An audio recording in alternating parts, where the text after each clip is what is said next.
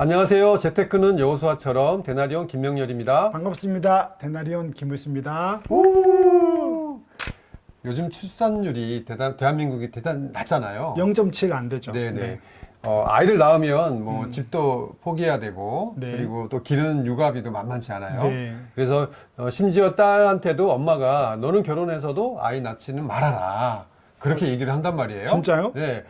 정말 우리가 아이와 또 우리 집, 이 두 가지를 우리가 만약에 선택한다고 한다면 네. 여러분들은 어떤 선택을 하겠습니까?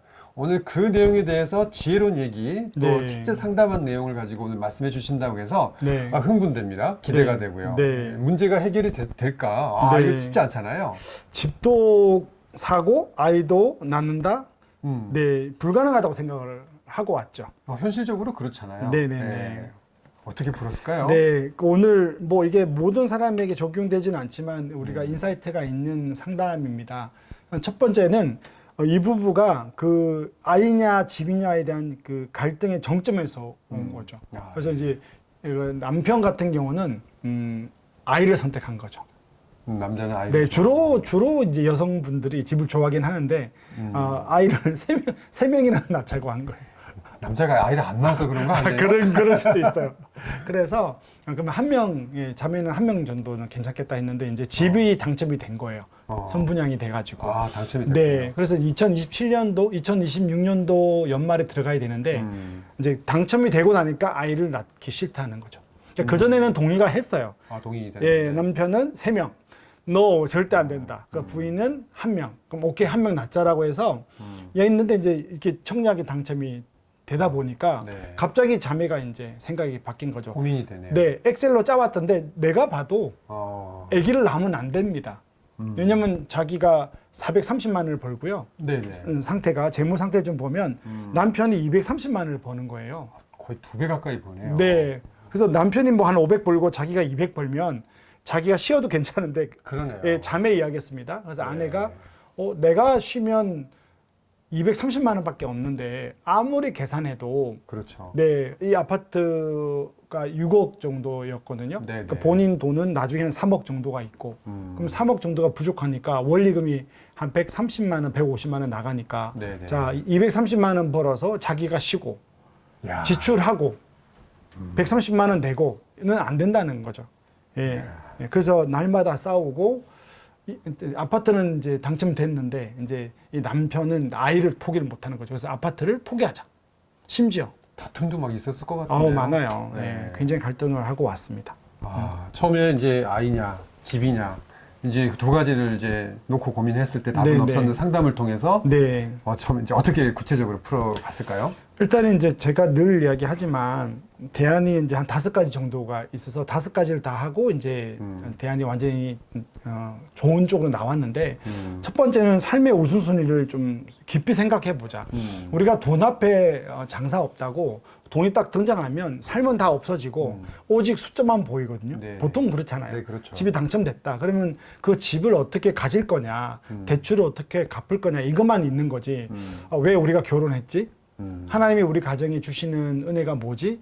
우리가 나이가 50이 되고 뭐 우리도 이제 결혼 다 20년 넘었고 이제 60을 향해 가고 있는데 이렇게 아이들이 컸을 때 인생을 돌아볼 때 우리 가정은 어땠지? 이런 것들을 꿈꾸며 우리가 결혼하잖아요. 이게 네. 하나님 나라 안에서 우리 가정의 어떤 소명인데 한국 땅에서 특히 이제 뭐 집이 하나 등장하면 다 없어지는 거죠. 네. 내가 누구인지도 모르고 사는 거죠. 그래서 되게 신앙이 좋은 분들이에요, 또. 네. 그래서 1번은 삶의 우선순위를 다시 정해보고 아이가 어떤 의미인지 집은 어떤 의미인지를 생각해서 이 2가지를 정말 다 가지고 싶으면 내가 대안을 줄 테니까 충분히 이야기해라. 시간이 좀 필요했겠네요. 네, 그래서 대가를 지불했으라도 2가지를 다 갖고 싶으면 갖자. 그래서 2가지를 다 갖고, 그러니까 자기는 방법이 없어서 그렇지.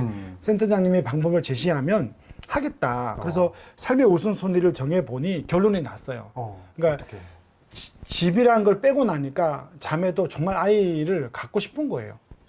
네. 근데 이제 갑자기 당첨되니까 숫자가 그런 거고, 친정엄마는 무조건 아이를 가지라고 또 한대요. 아까 그 친정 엄마가 너는 갖지 말라고 했다는데 일부죠. 예, 이 엄마는 가지라고 한 거예요. 사실 결혼해서 아이를 키우는 그 기쁨이 있잖아요. 아, 있습니다. 네. 그리고 하나님이 주신 선물이고 네. 양육하면서 네. 또 우리 아이를 보면서 행복은 이루 말할 수 없거든요. 네. 그또 사랑 자녀를 낳으면서 하나님의 사랑도 느낄 수 있는 거거든요. 네. 내 자녀가 있음으로써 그러잖아요. 네. 둘이 있죠. 네. 제가 이렇게 내용 보면 정말 사랑이 뿅뿅 나는데 이거는 아이가 있는 사람만이 하나님이 우리를 향한 사랑을 간접적으로 배울 수 있는 거거든요. 아, 네.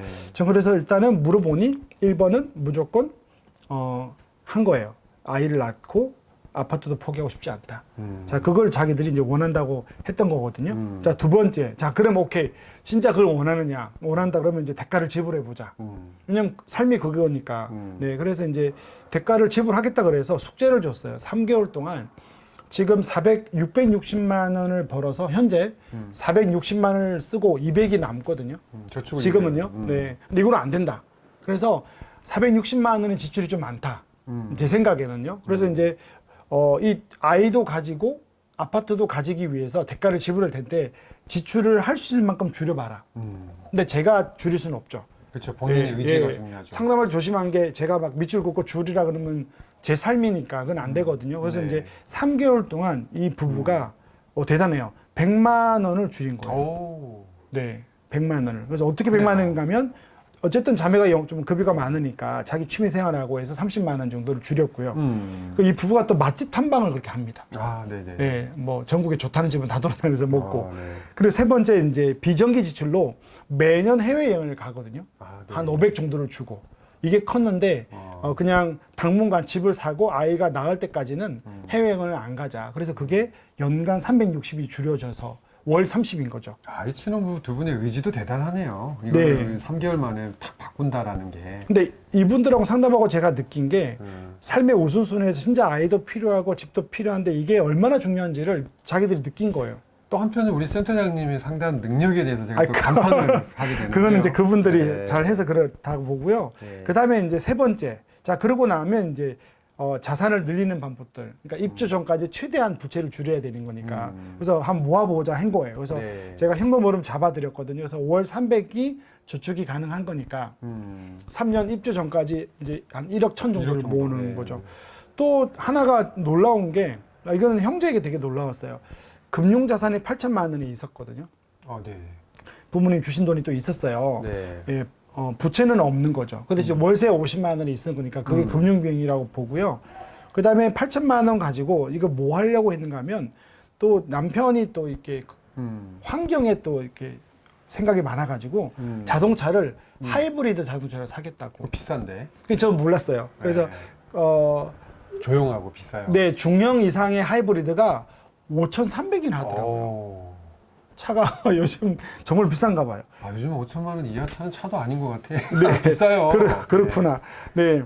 그래서 제가 이제 그럼 이거를 사지 말고 네. 중고차를 사자. 왜냐면 우리가 자산이 별로 없으니까. 그래서 중고차 2,500짜리를 샀어요. 네. 그리고 2,800을 아낀 거죠. 아, 대단하네요. 네. 그래서 3년 뒤를 계산해 보니 월 300 남는 거 100을 더 남겼죠. 이 돈이라 있는 거를 뭐 투자 않고 잘 저축만 해도 1억 5천 정도가 되는 거예요. 네. 자, 그리고 나서 이제 아파트에 들어갈 때 이제 3억 5천이 있는 거라고 본 거죠. 그러니까 이분들이 제일 걱정한 건 이제 아파트에 들어가고 나서 어떤 일이 일어날 거냐는 거죠. 2년 쉰다고 그랬거든요. 네네. 그러면 이제 우리 시계를 2027년으로 돌리고 아기가 낳았다고 생각을 해보세요. 응애하고 이제 드디어 그 원하는 아기가 실제 이제 결혼 생활이죠. 네, 아기가 나왔어요. 근데 이제 자매가 두려워하는 건 2027년 첫 해 이제 휴직을 했을 때 1년 차는 소득의 70%가 나와요. 그렇지. 소득이 줄죠. 네네. 네. 그러면 이제 그게 70%가 얼마가 되는가 하면 300만 원이 되는 거예요. 그럼 남편은 230만 원 번다고 보고요. 네. 그러면 소득이 이제 530만 원 정도가 되는 거에서 여전히 지출을 하고 나면 170이 남아요. 네. 근데 문제는 뭐가 있어요? 대출 그렇죠. 원리금이 130, 150 정도가 되는 거니까요. 네. 자매가 집을 아기를 보니까 그건 없고요. 네. 그러다 보니 남는 돈은 3, 40만 원인데 이것도 쓰겠죠. 그렇죠. 뭐 기저귀 요 여러 가지 네네네. 또 아이들 아플 수도 있고 맞아요. 하니까. 네. 그래서 일단은 27년 들어가고 자기가 70% 받을 때는 남는 게 없는 거죠. 아, 문제는 그 다음 해네요. 이게 두려웠던 거예요. 그리고 다음에 하고 일을 나가더라도 아이를 보니까 대출까지 감당이 안 되는 거였어요. 아, 지금까지 쭉 그거였어요. 잘 따라왔는데요. 네, 딱 맞죠. 2028년도가 되면 네. 답답한데요. 네. 갑자기. 왜냐면 네. 소득이 0이잖아요. 그걸 어떻게 부르셨어요? 남편이 230이니까 뭐 대리운전 할 수도 없고. 나갈 돈은 있는데. 네. 아, 참 이거 어떻게 불었을까요? 그러니까 2028년도에 소득은 230인데 나가는 돈이 지출과 원리금까지 치면 460만 원이니까 네. 월 200에서 250이 펑크나니까 연간 3천이 그냥 없어지는 부족하잖아요. 거예요. 네. 아까 우리가 3년 동안 모은 돈이 얼마라고 기억납니까? 아, 예. 3억 5천. 예, 예, 3억 네, 3억 5천이었잖아요. 근데 3억만 집으로 가고 3억 대출을 받는 거고요. 5천을 남겨두는 거죠. 아, 이걸 대비해서. 네. 그러니까 보통 상담할 때 다 아는 내용이지만 5천만 원을 자매들이 부채를 줄이기 위해서 그 돈을 아파트 사는데 쓰지. 보통은 대출을 더 적게 그렇죠. 받잖아요. 네. 네. 그렇게 하죠. 그게 부담이 되는 거니까. 네, 네. 그런데 5천을 남겨놓은 거예요. 왜냐하면 삶이 중요한 거니까. 그래서 네. 1,000만 원은 추산 비용으로 쓰고, 네, 네. 1,000만 원 추산 비용으로 쓰고, 그 다음에 4천만 원을 남겨놨다가 또 1,000만 원 예비비로 남겨두고, 아. 3천만 원이 2028년도에 그 원리금 갚을 230만 원 펑크 나는 돈, 자매가 소득이 없으니까 1년 동안 3천만 원을 준비했다가 이걸 쓰자. 아, 상담할 때 이 신혼부께서 브라보 이랬겠네요. 완전 그랬죠. 완전 아, 그랬죠. 근데 제가 사실 그것도 그분들이 대가를 지불하고 네. 차를 줄이고 중고차를 사고 지출을 줄인 그분들의 어떤 결과물로 이게 이루어진 네, 거죠. 네, 저는 네. 아이디어만 준 거니까. 네. 그래가지고 이걸 제시하고 우리가 한 5년을 갔다 온 거예요. 자매랑 형제랑. 상담할 때 되게 두 사람 분위기 안 좋았는데 이걸 하고 자기들도 바뀌면서 너무 밝은 거예요. 아직 아기는 안 나왔고 이제 자매가 아직 30세거든요. 그러니까 3년 뒤에 아기를 낳을 거지만 네. 이제 원하는 아이도 있고 집도 있는 거죠. 그리고 이제 다 삶도 얻은 문제가 더 없는 거죠. 네, 다 얻었네요. 네. 그리고 2029년도에 또 복직하면 다시 원상대로 네. 돌아가는 거잖아요. 복직하면 많이 남지 않는 게 또 네. 아이를 누가 봐야 되는데 친정엄마가 봐줘도 좀 드려야죠. 친정엄마 네. 단가가 요즘 150만 원입니다. 아이 최소. 보는 게 쉽지 않아요. 네. 그래서 이제 그렇게 보면 뭐 돈이 아이가 한 어린이집 가기 2년 동안은 많이 남지 않는다. 제가 늘 하는 이야기가 있어요. 인생을 이제 한 50이나 60 살아보고 내 인생을 돌아보잖아요. 네. 그럼 그때 한 2, 3년 동안 한 2, 3천만 원 모으지 못한 거. 하지만 우리가 엄마의 시간을 아이에게 선물로 준 거거든요. 그 2년 동안은.